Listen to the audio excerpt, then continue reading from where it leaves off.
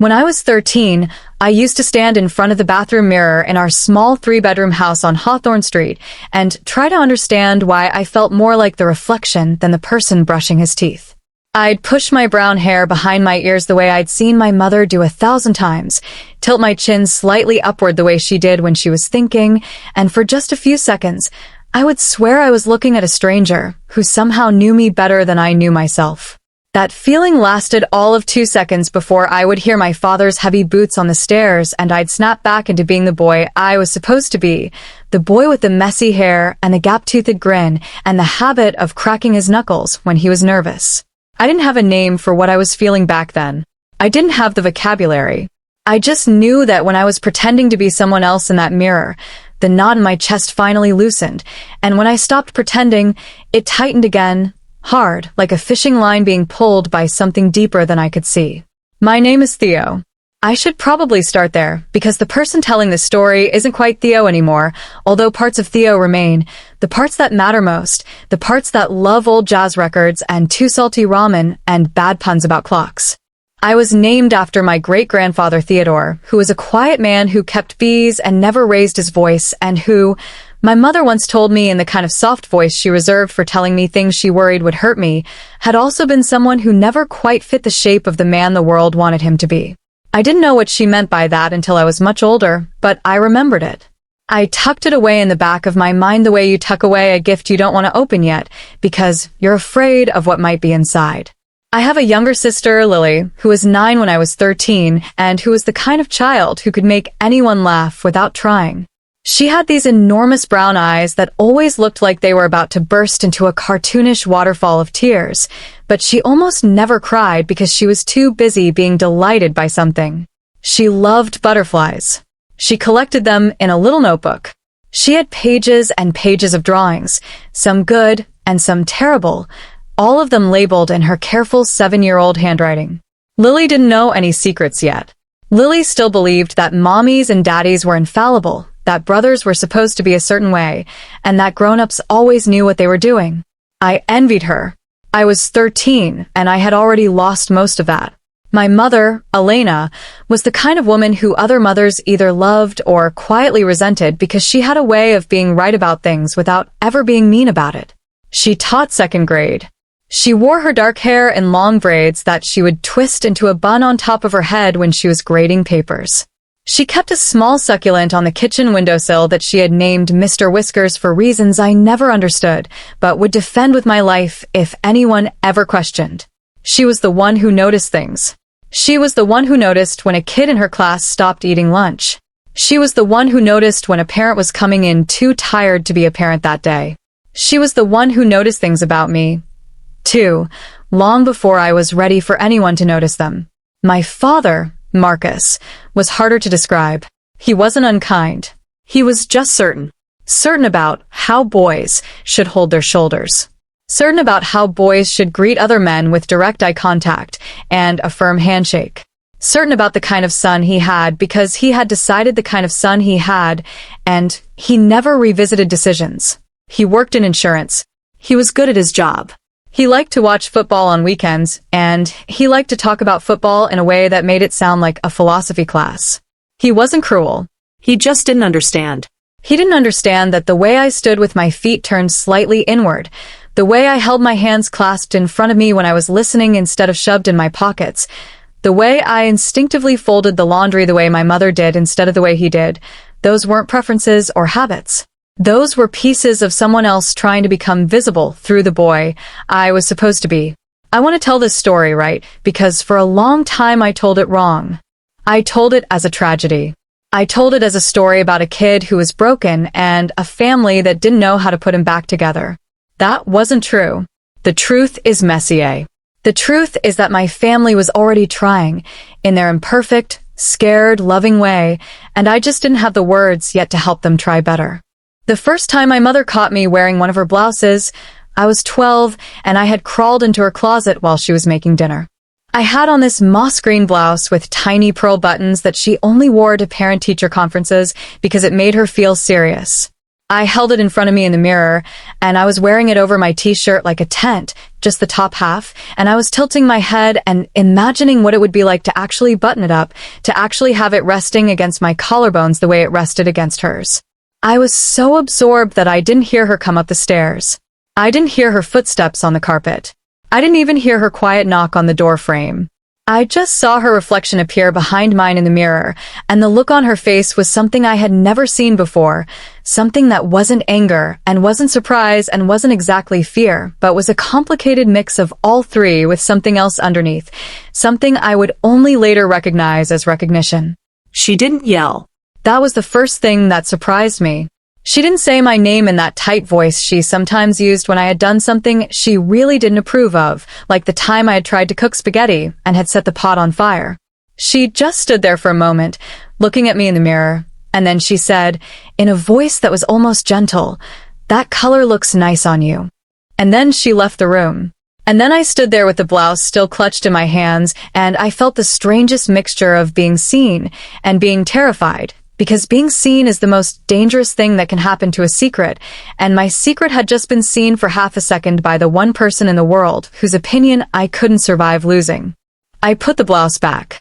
I pressed it carefully, the way I had seen her press her clothes on the ironing board, smoothing the wrinkles out of the sleeves with my palms. I hung it back in the exact spot I had taken it from, third from the left, between the navy cardigan and the cream-colored blazer I had never seen her wear. I closed the closet door. I went downstairs. We had meatloaf for dinner. My father talked about the office. Lily talked about a butterfly she had seen at recess. My mother did not look at me in any particular way, and I felt, in a complicated way, both relieved and strangely sad, as if I had wanted her to look at me in every particular way and to say something that would make the secret dissolve into nothing. Nothing was said for a long time. Months, actually. I lived those months in a kind of desperate stillness. I stopped going near her closet. I stopped looking at myself in the mirror for too long. I tried very hard to be the boy my father wanted. I sat with my legs apart when I sat on the floor. I answered questions about sports with opinions I had borrowed from my father. I let my hair grow messy, because messy was what boys did. I said yes ma'am and no sir, and all the things I was supposed to say. I was, in a way that I now understand was exhausting and quietly heartbreaking, very obedient. I was obedient in the way that a child is obedient when they are afraid of what will happen if they are not. Then one evening, when I was 13 and a half and in the middle of a particularly bad week where nothing in my body felt like it belonged to me, my mother knocked on my bedroom door. She was holding a small brown paper bag. She handed it to me and she said, very quietly, that she had been thinking about things and that she wanted me to have this, and that I should not tell anyone for now. Then she kissed me on the forehead, the way she used to when I was small, and she left. She didn't say anything else. She didn't ask me to explain myself. She didn't ask me what I was feeling. She just left the bag and left the room. Inside the bag was a soft cotton camisole in pale yellow, the smallest size they made, and a pair of wireless bralette-style training tops that I think she had chosen because they were soft and not at all like anything that would announce themselves. There was no note. There was no explanation. There was just these two items, carefully folded, sitting in a brown paper bag, like an offering placed at the edge of a forest. I sat on my bed, and I held the camisole in my hands, and I felt, for the first time in as long as I could remember, that someone in the world had heard me. Not my words, because I hadn't spoken any words. My frequency. The silent broadcast that I had been sending out into the world for my entire life. The broadcast that I had assumed no one would ever pick up because I had assumed it was static, because I had assumed it was just the noise of being a kid who didn't know what he was doing. I tried the camisole on that night, after everyone was asleep. I stood in front of my bedroom mirror, the one with the small chip on the corner that I had gotten when I was 8 and a baseball had bounced wrong, and I watched myself become someone familiar. Not someone brand new. Someone who had been waiting. The camisole was soft and light against my skin. It didn't change my body, not really. It just acknowledged it, the way a friend who knows the truth about you acknowledges you across a crowded room. I looked at myself and I saw, for the first time, a person who looked like they belonged in their own clothes. I kept the camisole hidden in the back of my sock drawer, folded under a stack of snowflake-patterned socks I had outgrown but couldn't bear to throw away. I would put it on sometimes, on nights when I couldn't sleep, when the wrongness of being in my own body felt so loud that I couldn't hear the quiet voice inside me that was asking for something else. On those nights, I would also put on the bralette, and I would stand in front of the mirror for as long as I dared, sometimes 10 minutes, sometimes an hour, and I would try different ways of standing, different ways of holding my shoulders, different ways of moving my hands. I practiced smiling. I practiced the soft expression my mother sometimes wore when she was listening to Lily tell a long story. I practiced a walk that I had made up by watching YouTube videos of girls my age, a walk that was less about how the feet moved and more about how the hips moved, less bouncy and more gliding, with a slight sway that felt like dragging your center of gravity gently from one side to the other with each step. None of this was about pretending to be someone else. That took me years to understand. It was about finding the version of me that had been waiting in the wings. Pretending is when you put on a costume and play a character. Becoming is when you take off the costume you've been wearing and realize that the person underneath it was who you were all along. I want to pause here because this is the part of the story where most people expect drama. Big dramatic moments like tearful confrontations or slammed doors or family feuds. We didn't have those, at least not in the early days. Our drama was quieter. Our drama was the sound of my mother closing her bedroom door a little more gently than usual after we had a conversation about something I couldn't quite remember the next morning. Our drama was my father asking me if I wanted to sign up for Little League, and me saying yes, because saying yes was easier than explaining. Our drama was Lily glancing up from her butterfly notebook one afternoon and saying, very innocently, that I had prettier hair than she did, and my mother studiously not reacting in any specific way while my father chuckled and ruffled Lily's hair and said something like, "That's because your brother doesn't know how to use shampoo." When I was 14, my mother took me shopping. This was the first time she had ever taken me anywhere in any official capacity as someone who understood what I was going through, and I want to describe this trip in detail because it was the trip that changed everything for me, and I want to honor it properly. We told my father we were going to the craft store because Lily needed new watercolors. We actually went to a department store about 40 minutes from our house, a store that was anonymous enough that we wouldn't run into anyone we knew. My mother wore sunglasses, even though it was cloudy outside. I wore my largest hoodie, the one that was 2 sizes too big, and that I had convinced myself made me look like I wasn't trying to look like anything. We parked in the back of the lot. My mother took a breath. I took a breath. We walked in. I need to describe the feeling of being in a women's clothing section with my mother, because the feeling is complicated and layered, and not at all like what I had imagined. I had imagined drama, that I would finally be in the place I had been dreaming of, and that I would be flooded with emotion. Instead, I felt awkward and slightly sick, and excited in a way that was almost entirely physical, the way your body reacts when you are about to do something that you know is both right and dangerous. My mother, who had clearly thought this through in ways I had not, walked me first through the basics. She showed me how to check the size of a top, where to find the measurements on the tag, how to look at the fabric content to know if something would breathe, or if it would be the kind of synthetic that made you feel like you were wrapped in plastic wrap. She showed me how to tell the difference between a regular t-shirt and a fitted t-shirt meant to be slightly more feminine in cut. She showed me how to hold a pair of jeans up to me without trying them on, to see if they would roughly fit. We bought 3 things that day. A pair of soft high-waisted jeans that were slightly stretchy and that my mother said would be forgiving as my body was still changing. A fitted long-sleeve top in a deep teal color that she said would go with almost anything and that wouldn't draw too much attention. And a simple cotton bralette in a soft cream, very plain, very unassuming, the kind of thing a teenage girl might wear on a regular Tuesday. She paid cash. She put the receipt in her wallet, not in the bag. She drove us home. I sat in the passenger seat holding the bag on my lap like it contained something fragile and rare, and I watched the trees out the window, and I felt like I was floating a few inches above the car. The clothes stayed in my closet for a month before I tried them on, because I was afraid. Not afraid of the clothes themselves. Afraid of how I would feel wearing them in my own room with the door closed, in case feeling that good became something I could not live without. I tried them on one night after a particularly hard day, where I had been called sir by a stranger at the gas station, and where that single word had made my chest tighten in the way I knew too well by then. I stood in front of my mirror, and I put on the bralette, and then the fitted top, and then the jeans, and I looked at myself, and the tightness in my chest didn't loosen in a dramatic way. It just slowly, gently, began to unravel, like a knot being worked loose by patient fingers. I looked like a girl. I looked like a teenage girl. I did not look like a boy playing dress-up. The clothes did not transform me. They revealed me.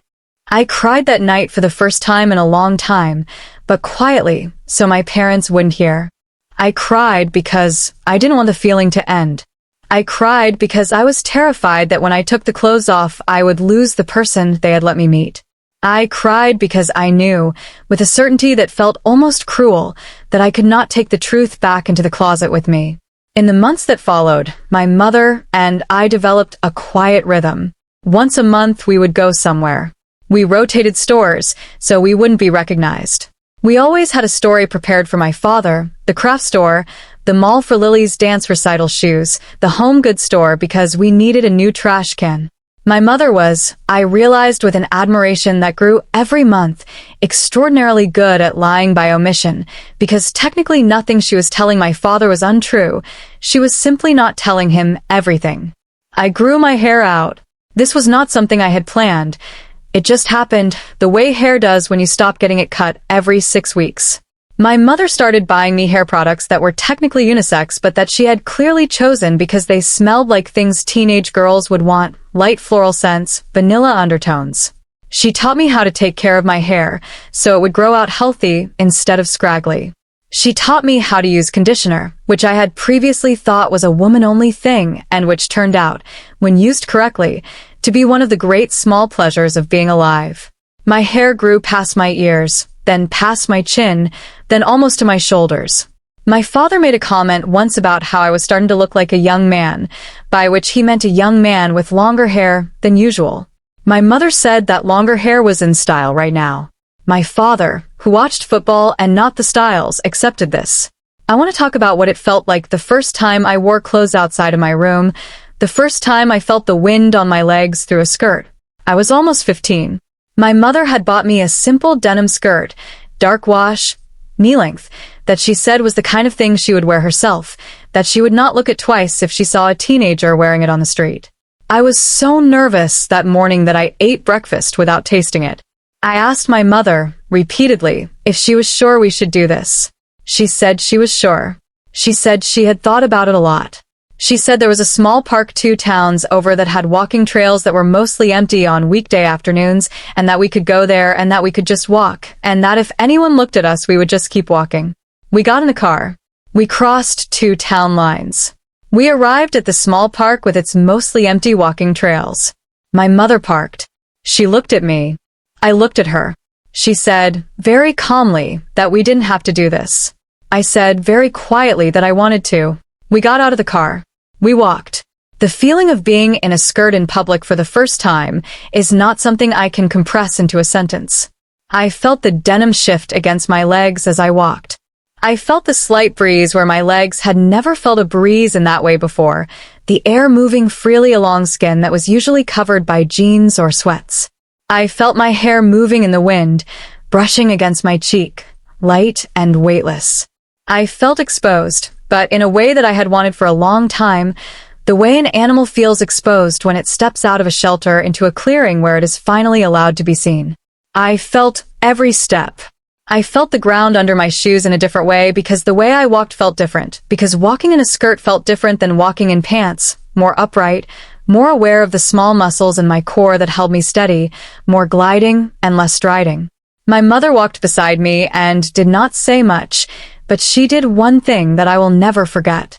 After we had been walking for about 15 minutes, and I had started to settle into the feeling, into the strange new rhythm of being Theo in public in a completely different way than Theo in public usually was, she reached over and gently took my hand. Just took my hand. Held it. The way she used to hold my hand when I was a small child crossing a parking lot.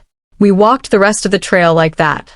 2 figures on a path under trees, one of them a woman in her late 30s with dark braids and a bun, the other a teenager in a denim skirt with long brown hair, and they were holding hands, and they were okay. We did this a few times over the next couple of months. Each time we went a little further.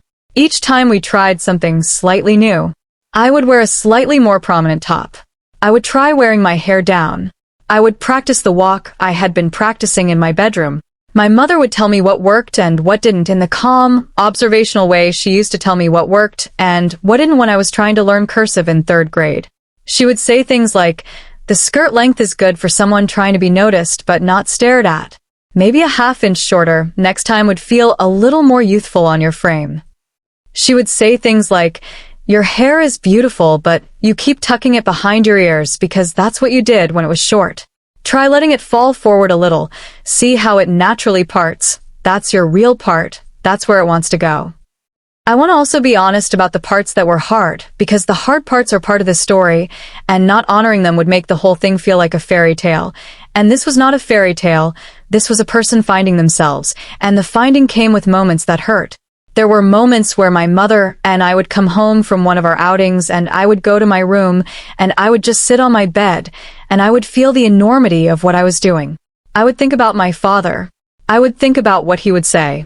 I would think about the way he looked at me when I did something he approved of, the small nod he gave, the way his shoulders relaxed.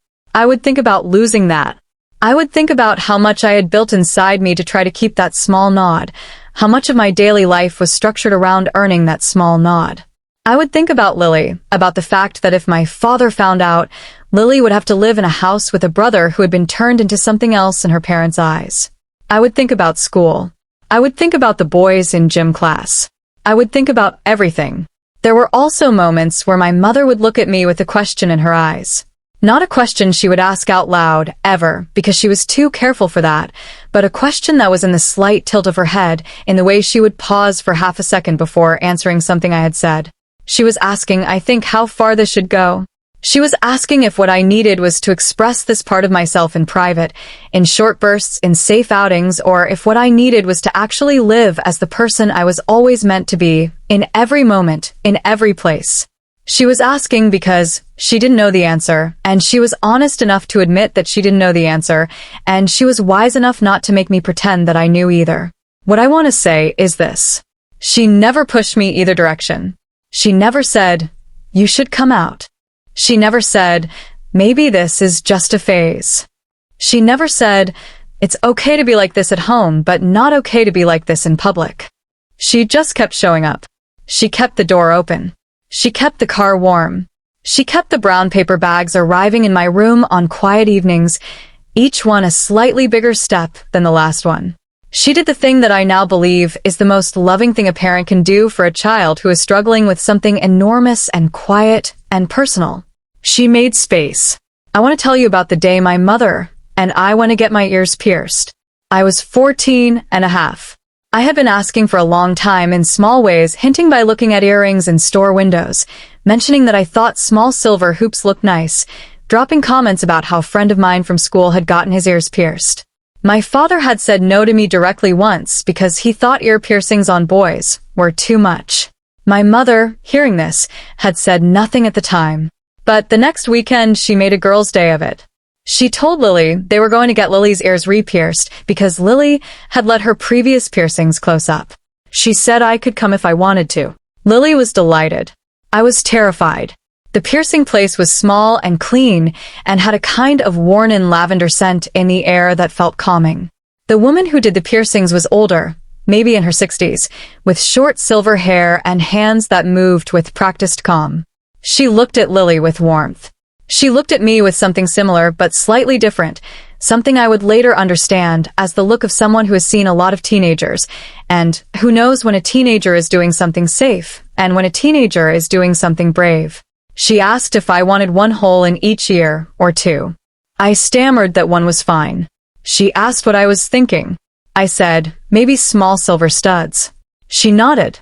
She did Lily first because Lily was younger, and Lily had picked out little butterflies with tiny purple gemstones. Then she did me. The pinch was sharp and brief, and I held my mother's hand exactly the way she had held mine on the walking trail a few weeks before. When it was over, The woman handed me a small mirror, and I looked at myself with tiny silver studs in both ears, and my hair was falling forward the way my mother had taught me to let it fall, and I was wearing the cream bralette under a simple deep green top, and I looked like a teenage girl, and the woman at the piercing place looked at me in that slightly different way, and I understood in that moment that some people, when they see you trying to be yourself, will not only accept you, they will recognize you as someone they have known before, someone they have been waiting to see show up. I want to talk about how my father found out because I think this is the part of the story that people most want to know and most fear, the moment when the door opens and the truth comes out. I'm going to tell you that it was not the moment I dreaded, and also that it was every bit as hard as I had imagined. My father was not unkind. My father was grieving. There is a difference. He had been the parent of a son for 14.5 years. He had built a son in his mind. He had taken that son to Little League and bought that son footballs at Christmas and talked to that son about being a man one day, and now he was being asked to understand that his son was also his daughter, that the son he had imagined had been a partial picture, that there was a fuller person in his house that he had not been able to see. He had to grieve the son he had imagined in order to meet the daughter who was there. That was not fair. It was also true. He found out on a Tuesday. He had come home early from work because he had a dentist appointment in the afternoon and decided to work from home in the morning. I had thought the house was empty. I came down to the kitchen wearing the cream bralette and the fitted teal top and a pair of soft sweatpants because I was just going to the kitchen to get a glass of water. I was not in any kind of elaborate outfit. I was just in the version of me that felt most like me. My father was sitting at the kitchen table with a cup of coffee and his work laptop, and he looked up when I came in, and for a long moment he just looked at me, and I saw recognition cross his face in a slow, devastating wave. He saw the bralette. He saw the way I stood. He saw the silver studs in my ears that I'd been wearing for months, without him ever seeming to notice. He saw everything he had been refusing to see. He did not say anything. He did not get angry. He closed his laptop with a soft click. He picked up his coffee cup. He walked out of the kitchen. I heard him go into the garage. I heard the door close. I stood at the kitchen counter holding the glass of water I had not yet poured, and I felt the whole house tilt slightly, the way a house tilts in an earthquake when nothing falls but everything shifts. My mother came home from work a few hours later. My father was sitting in the living room. I was in my room. Lily was at a friend's house. My mother stood in the hallway between her bedroom and the living room for what felt like a long time before she went into the living room and closed the door. They talked for 2 hours. I did not hear what they said. I sat on my bed in my regular clothes, having changed out of my bralette and fitted top with shaking hands, and I waited to find out if my life was going to fall apart. I waited to find out if my father was going to say it was a phase. I waited to find out if my father was going to say it was wrong. I waited to find out if my father was going to say he couldn't understand it, but he would try. When my mother finally knocked on my door and came in and sat beside me on the bed, she did not look like someone who had lost a fight. She looked like someone who had climbed a mountain. She took my hand. She told me what my father had said. He had said several things. He had said he was confused. He had said he loved me. He had said he didn't understand. He had said he was scared. He had said he wanted to talk to a therapist with me because he was too scared to do this himself, and because a person who is scared to do something usually needed help, and help was not weakness. He had said he would call his sister, Aunt Rosa, who had been through things with her own kids that he had never fully understood, but that he respected. He had said he needed time. I want to be careful here. I do not want to make my father into a hero. He was not a hero. He was a person who had spent most of a day in his garage being terrified of losing his son, and who came out having decided to try not to lose his child, whatever shape that child turned out to be. That was not heroism. That was a father doing the bare minimum of what a father is supposed to do, which is to not abandon his child when his child shows him who they are. But it was more than many fathers do. It was more than many fathers have the resources to do. And I am choosing to honor it because it deserves honoring, even if it also came with years of slow adjustment, years of moments where he said the wrong thing, years of moments where I had to forgive him for being the person he was before he became the person he was trying to become. The therapist we saw was Dr. Lim, a small woman in her 50s with silver-streaked hair and reading glasses that she kept on a beaded chain around her neck. She worked in a small office above a bakery, and the whole floor smelled faintly of warm bread, no matter what time of day you went, and that small comfort, the smell of something warm and familiar in an unfamiliar place, helped. Lily came to the first session. My father came. My mother came. I came. We sat in a circle of mismatched chairs, and Dr. Lim asked us questions that were not the questions I had been expecting. She did not ask me what I was. She did not ask me to label myself. She asked us how we were feeling. She asked my father what scared him. She asked my mother what she wished she had done differently. She asked Lily what she thought was happening, and Lily, with the simple brilliance of a child who had not yet learned to be afraid of the truth, said, "I think my brother is just becoming more herself." Dr. Lim smiled at Lily. She looked at my father. She looked at my mother. She looked at me. She said very calmly that she had worked with many families in many different configurations, and that what mattered most in those first months was not who anyone was, but how everyone was willing to show up for each other. My father nodded slowly, the way you nod when you are trying to believe something but you have not yet believed it enough to feel it in your body. Dr. Lim said we would see her every 2 weeks for a while. She said my mother and I could continue what we had been doing, the outings, the things that felt safe, and we could begin slowly to add more pieces of who I was to more parts of my life.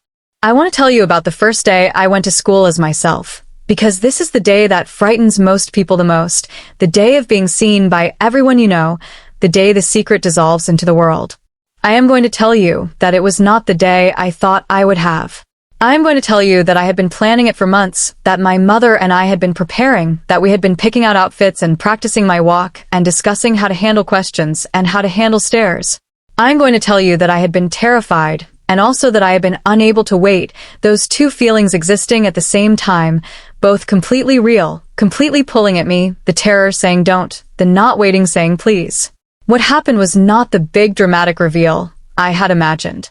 What happened was that I went to school one Tuesday in late September, in a pair of dark high-waisted jeans and a soft cream-colored sweater with a slight puff at the shoulders and the silver studs in my ears and my hair down with my natural part, and I did not announce anything. I did not stand in the middle of the cafeteria and explain myself. I did not write a note to the principal and ask to be addressed differently. I just went to school. I had spoken to Dr. Lim and to my parents and to my school counselor, Mrs. Han, who had been quietly supportive throughout the whole thing, and who had made sure my teachers knew to use my new name in class. My new name was Thea. I had chosen it myself, with my mother's help. Thea with the E at the end because feminine, but still close enough to Theo that my father, who had known me as Theo for 15 years, could say my name without his voice catching, and it caught anyway, and that was okay. That was the small grief of transition that I held gently for him. The first person who spoke to me at school that day was a girl named Marisol, who sat next to me in biology class. She looked at me when I sat down. She looked at me for a moment longer than she usually did. Then she said, "New sweater?" I said yes. She smiled. She asked where I got it. I told her. We talked about the store. We moved on to discussing the cell project that was due that Thursday. The first day was not dramatic. The first day was barely different from any other day. That was the point. That was the magic of it. I had spent so long imagining it would be a moment of rupture that I had not prepared for it being a moment that fit. It fit. It fit the way the clothes fit. It fit the way the name fit when I tried it on for the first time. It fit like a thing that had always been there waiting to be worn. There were, of course, hard moments. There was the boy in gym class who made a comment I won't repeat. There was the girl who looked at me with confusion for a long week before she approached me and said she just wanted to ask if I had always been Thea or if I had been someone else first, and she used the word someone else with such gentle curiosity that it did not hurt. There was the teacher who mispronounced my name in class for 2 weeks before Mrs. Han spoke to her. There was my father in the evenings sometimes, who would walk past my door when I was in the middle of getting ready for bed and would pause for half a second, and I would see his reflection in the mirror of my closet door, and I would see him see me in my bralette and my pajamas, and I would see him see the silver studs in my ears and my hair brushing against my shoulders, and he would nod. Just a small nod. The way he used to nod when I had passed him a wrench correctly, during one of his weekend projects, and he would walk away and the door would close and I would sit on my bed quietly and I would forgive him for the pause, because the pause was honest and because the nod was the nod. I want to talk about what happened at the end of that first school year, the graduation from 8th grade, because it was a small ceremony, but it felt enormous. My mother was there. My father was there. Lily was there with her butterfly notebook held against her chest because she had decided she was going to draw a butterfly for every member of our family and she was going to give them to us at the ceremony, so I would have one in my hand when my name was called. My Aunt Rosa was there. She had come from 2 states away. She had met me as Thea for the first time 2 months earlier, and she had held me at the door of her house and said, in her gentle voice, "Mira, mi Nina, you are so beautiful." And she had cried, and I had cried, and my mother had cried, and we had all stood in the doorway and cried together for what felt like a long time. At the graduation ceremony, they called my name as Thea. I walked across the stage in a soft pink dress that my mother had helped me pick out, with a slight A-line skirt that moved when I walked, and I had a small bouquet of wildflowers that Lily had picked from the yard, and the principal shook my hand and said congratulations, and I walked back to my seat, and I sat down next to Marisol, who squeezed my hand under the program, and I felt, in that small and enormous moment, that I had done something right. I want to go back to the small moments, though, because the small moments are the spine of this story, the parts that hold everything together. I want to talk about the afternoon my mother taught me how to put on a little bit of makeup just for fun, just to feel pretty, just to see what it was like. I want to talk about my first time wearing a slightly more elaborate outfit. I want to talk about the moment my mother and I went out to a proper restaurant for the first time, just the two of us, dressed up, her in a soft green dress and me in a dark blue dress with a small bow at the collar, and we ate pasta, and we laughed about something I no longer remember, and we paid the bill, and we drove home, and we felt, in the quiet way that you feel things when you have been carrying a heavy thing for a long time, and have just put it down, that we were okay. When my mother taught me to put on a little makeup, we were sitting at her vanity in her bedroom. The vanity was an old wooden thing with a small round mirror, and a drawer full of things, most of which she had collected over the years and didn't use. She said she wanted to teach me gently. She said she didn't want me to feel pressured. She said makeup should always be optional and fun, and not a thing you needed to wear to be valid. I sat in the velvet chair, which was dusty in a way that meant it had been a while since she had sat in it herself, and I watched her open a small palette of eyeshadows and show me the colors. She showed me the difference between matte and shimmer. She showed me how to use a small brush to apply a thin line of color along the lash line, and then how to smudge it slightly with the tip of my finger, so it looked soft and natural rather than severe. She showed me how to apply a tiny bit of blush to the apples of my cheeks, smiling as she did it because she said blush was always a word that made her smile. She showed me a tinted lip balm that was only slightly pink, that added a hint of color, without shouting. She did not let me wear mascara that day. She said mascara was the thing that required the most practice, and that I should try it at home first with old mascara she had, the dry kind that wouldn't hurt if I made a mistake. She did not let me try foundation because she said my skin was young and clear and didn't need it, and that adding too many products when you didn't need them could actually make your skin angry. She was careful. She was thoughtful. She did not turn me into a teenager who felt like she had to wear a full face of makeup to leave the house. She turned me into a teenager who knew that makeup was an option, a tool, a small delight, and not a mask. I want to talk about the first time I wore a dress that moved in the wind. I want to talk about the first time I wore a slightly more structured top with a small amount of shape at the waist. I want to talk about the first time I wore a beautiful ribbon in my hair, a thin satin one in deep burgundy that my mother had given me for no reason except that she had seen it and thought of me.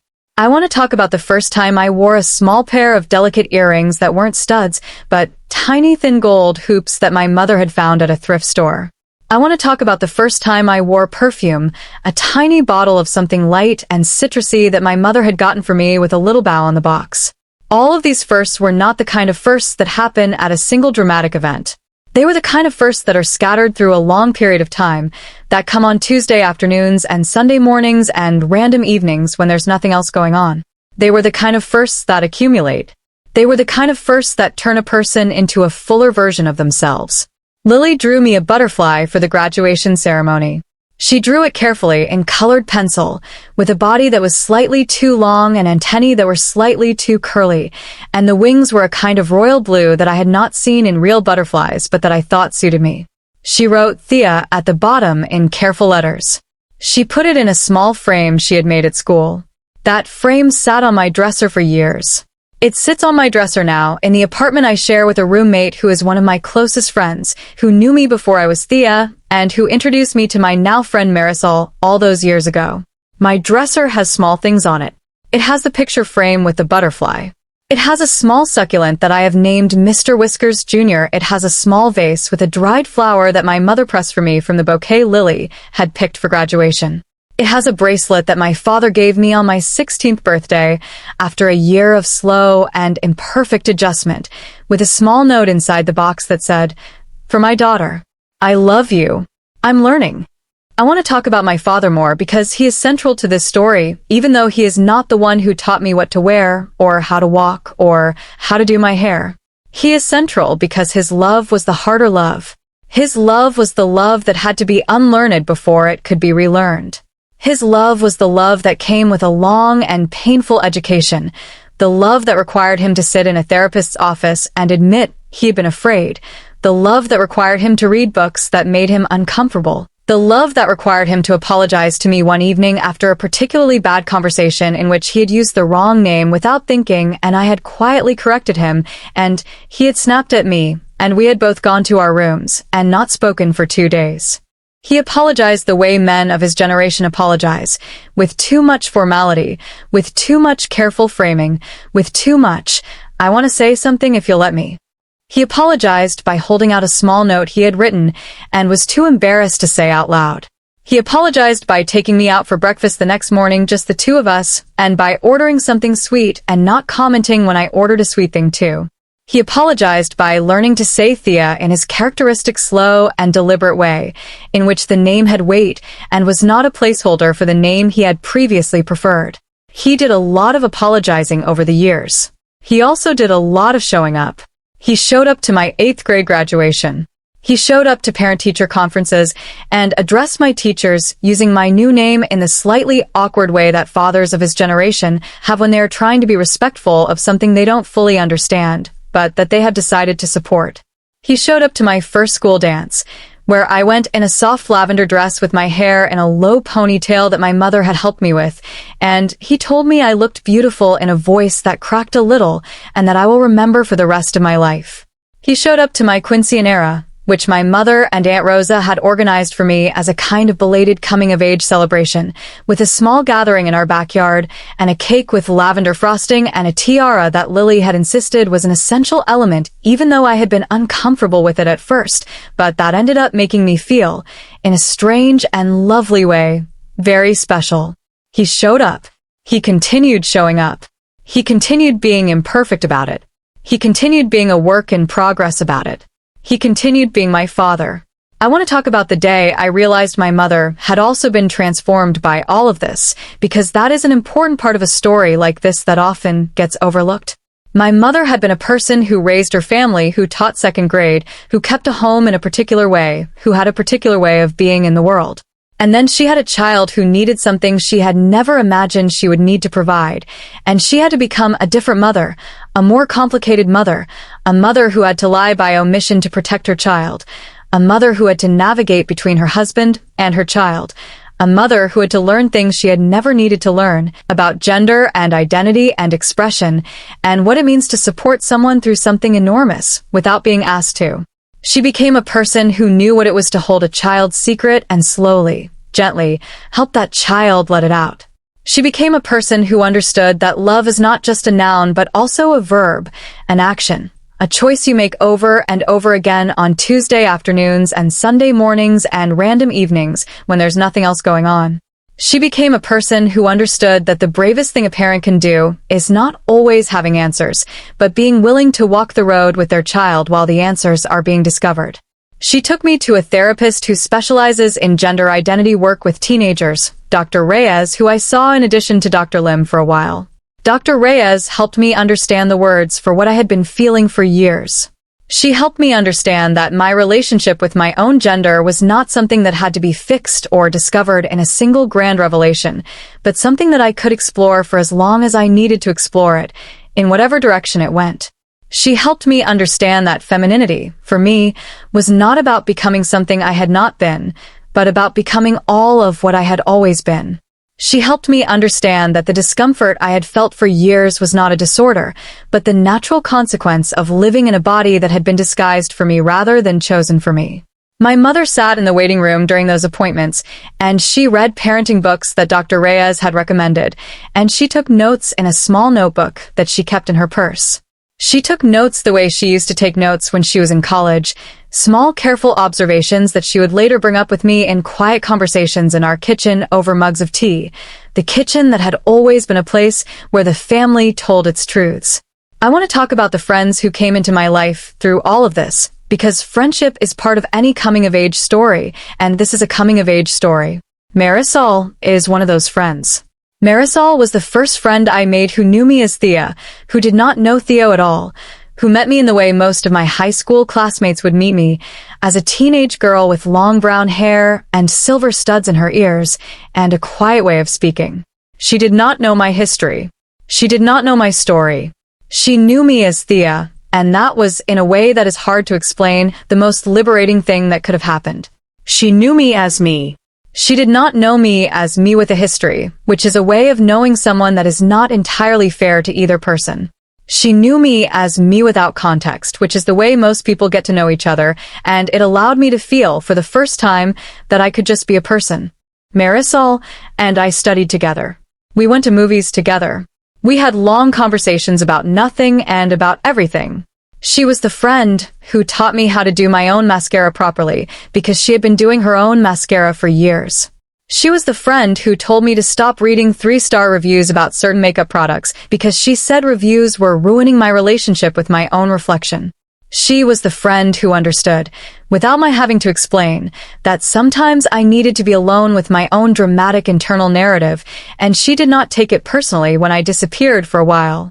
She was the friend who, when my father forgot and called me Theo in front of her at a school event a year after my transition, did not change the subject but also did not draw attention to it, and instead gently said, "I always thought Thea was such a beautiful name for her," and moved on with the conversation as if nothing remarkable had happened, which was exactly the right amount of response.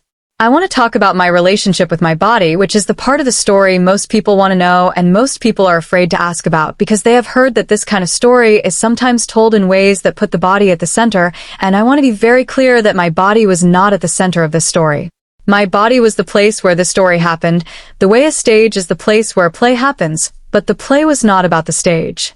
The play was about the person standing on the stage and the people in the audience supporting the person, and the way the person, over time, learned to inhabit their own stage more fully. My body changed during this time, as bodies do. I grew. I developed in ways that were both expected and unexpected. I learned how to understand my body as something that was mine, not something that was being loaned to me by some external idea of what I should be. I learned how to dress my body in ways that felt like a conversation rather than a costume.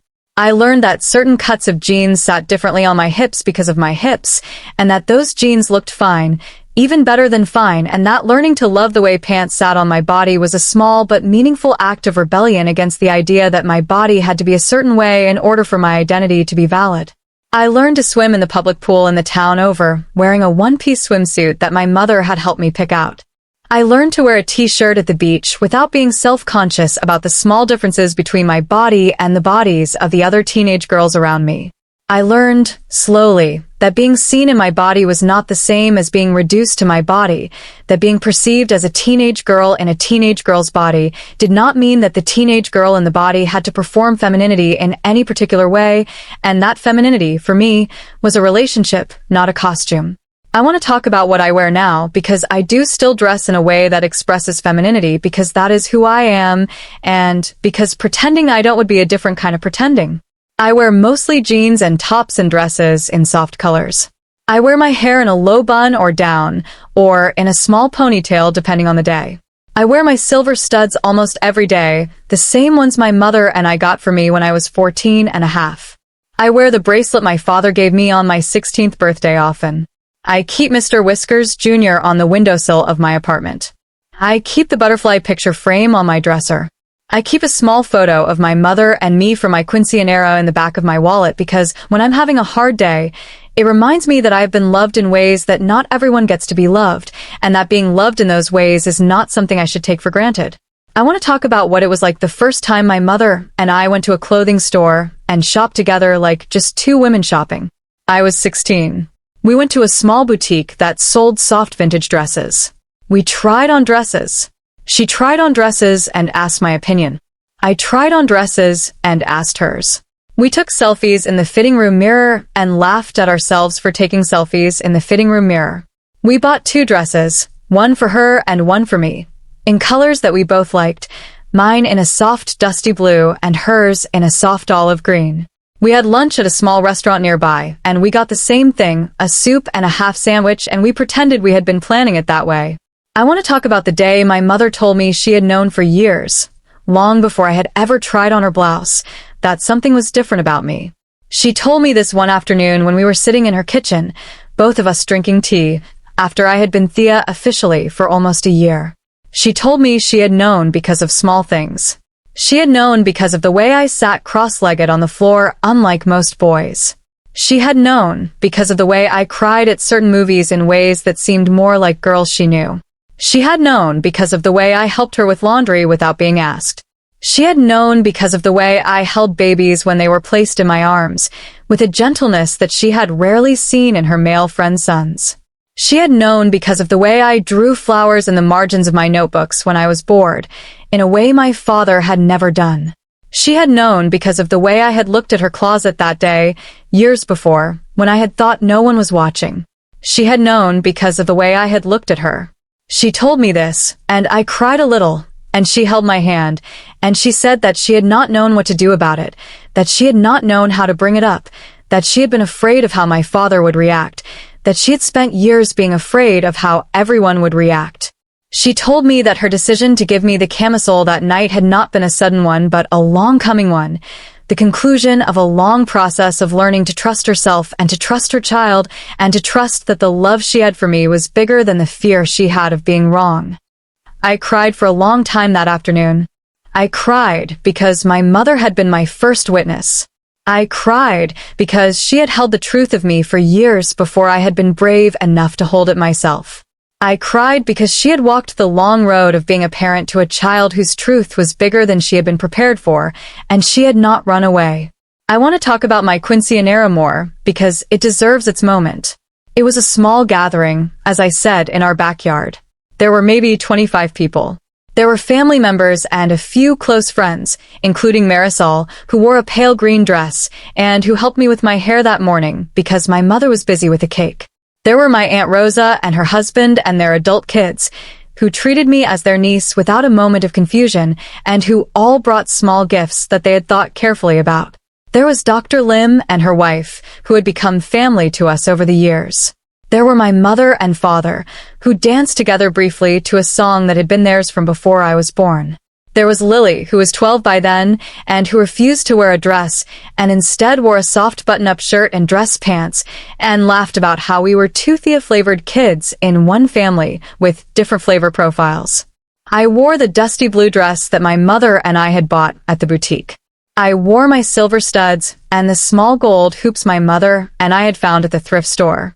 I wore the tiara, which Lily had insisted upon and which my father placed on my head with shaking hands and a look on his face that I have never seen on another human being, a look that was joy and grief and pride and fear all at once, the look of a parent meeting their child in their fullest form for the first time. I danced with my father. He stepped on my feet twice. I laughed. He laughed. We laughed together, and it was the best laugh we had ever shared.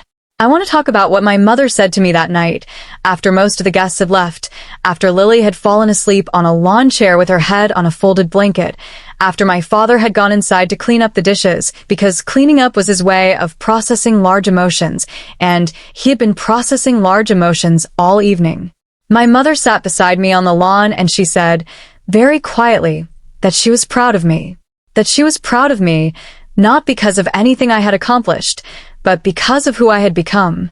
She said that watching me become Thea had been, in some ways, the honor of her life because it had shown her what it looked like when a person became themselves without apology, and she had not known before that it could look like that.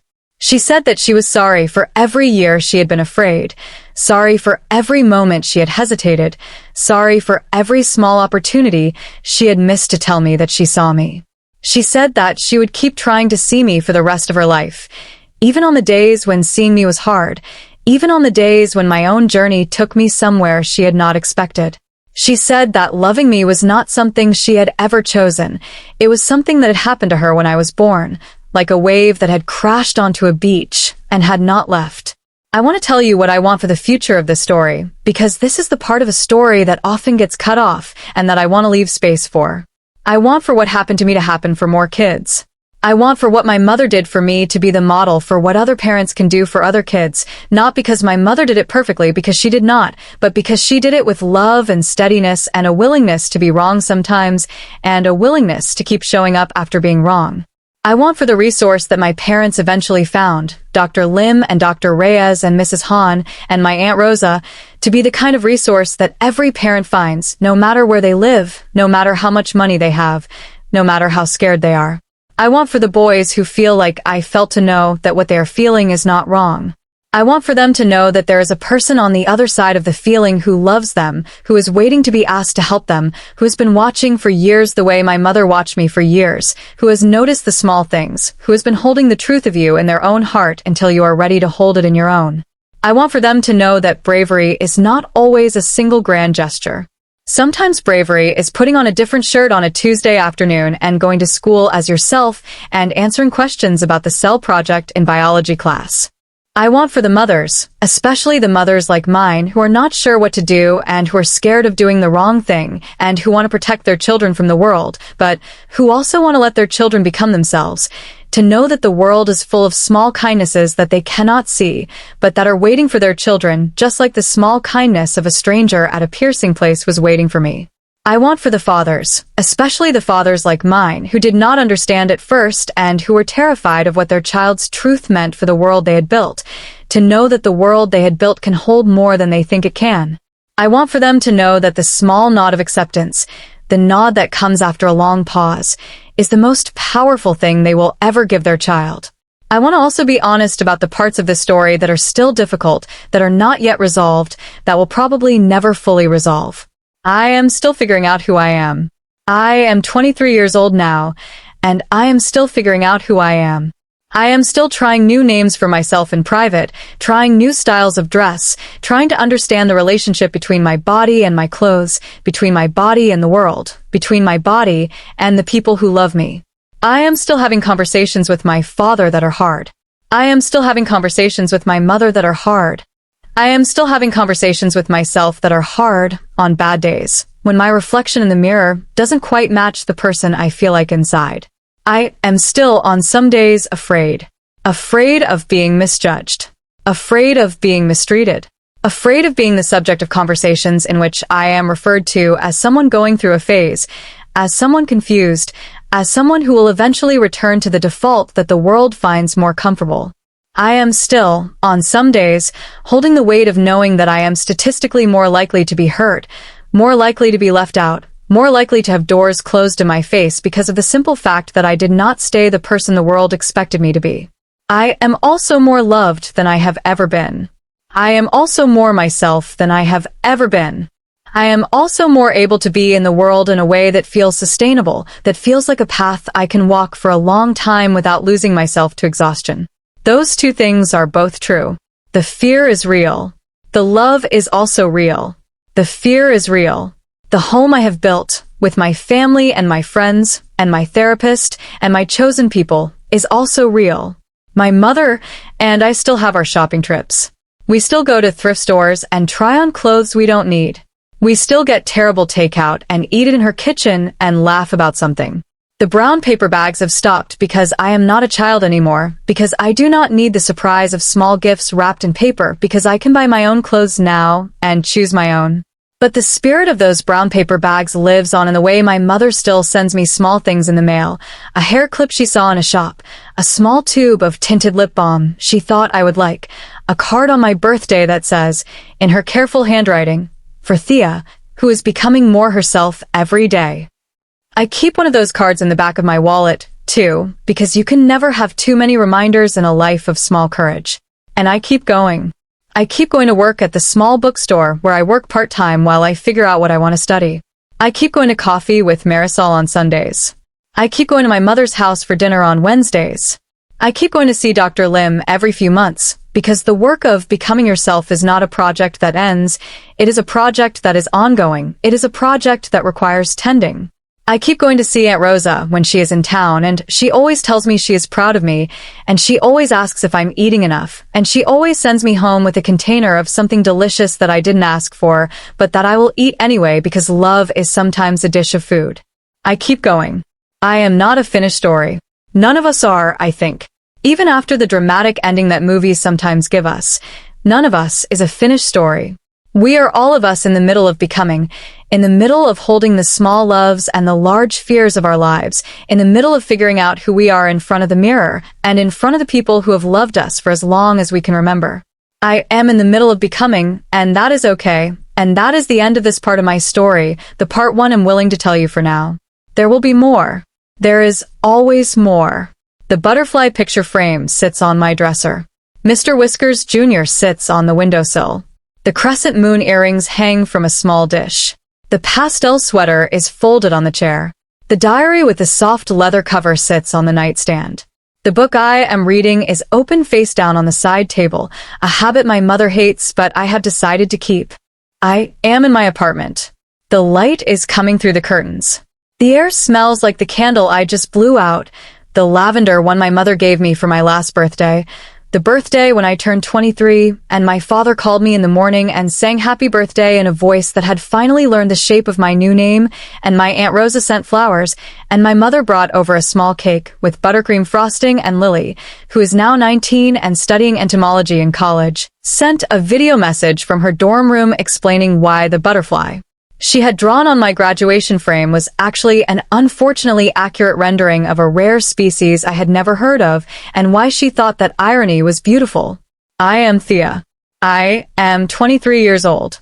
I have a mother who helped me become who I am. I have a father who is still learning. I have a sister who has been with me the whole time. I have a butterfly picture frame and a small succulent named after an imaginary cat. I have memories that are not always easy and that are not always kind, but that I would not trade for anything because they are mine, because they made me, because they are part of how I stand in the world today. And I want very much for this story to be a kind of brown paper bag for someone out there who does not yet know that there is a person waiting to gift them something small and important and quiet and brave. I want very much for someone to read this and think, maybe I am not alone. Maybe there is a small kindness waiting for me. Maybe my mother or my father or my sibling or my friend or my coworker or my teacher has been watching me the way my mother watched me. Maybe they have been holding the truth of me in their heart, waiting for me to be ready to hold it in my own. Maybe what is needed is not a dramatic gesture, but a quiet conversation on a Tuesday afternoon, and the careful placement of small things in a small brown bag, and the patience to wait for the door to open. This story is for them. This story is for you, whoever you are. This story is for the brown paper bag. This story is for the camisole in pale yellow. This story is for the silver studs in both ears. This story is for the butterfly in the picture frame with the long body and the curly antennae and the royal blue wings that wasn't quite a real butterfly, but that was, in the end, exactly right. This story is me telling you what happened. Not everything. Not even most things. Just enough to let you know that the small path through the closet and through the parking lot and through the kitchen when no one is looking, the small path with the small steps, the small path with the small gifts, the small path with the small acts of love that do not announce themselves and do not seek credit and do not need to be finished in a single dramatic gesture, the small path that is quietly, almost invisibly, being walked by families in living rooms and kitchens and bedrooms in towns just like mine every single day. That small path is the path that leads to the rest of a life. And the rest of a life is a beautiful thing. And the butterfly frames it on the small dresser in the soft light, in the apartment where I am still becoming, with a candle just blown out, with Mr. Whiskers Jr. watching over me, with my mother calling me in a few minutes to ask if I'm eating dinner tonight, with my father texting me about whether I want anything from the bookstore when he goes there this weekend, with Lily sending me a funny article about moths because moths are her new favorite subject, with all of us figuring out, slowly and together, how to be a family that is different from what we expected and more beautiful than we could have imagined. This is what it looks like. This is what it sounds like. This is what it feels like. This is the story. This is me. This is Thea. Thank you for listening.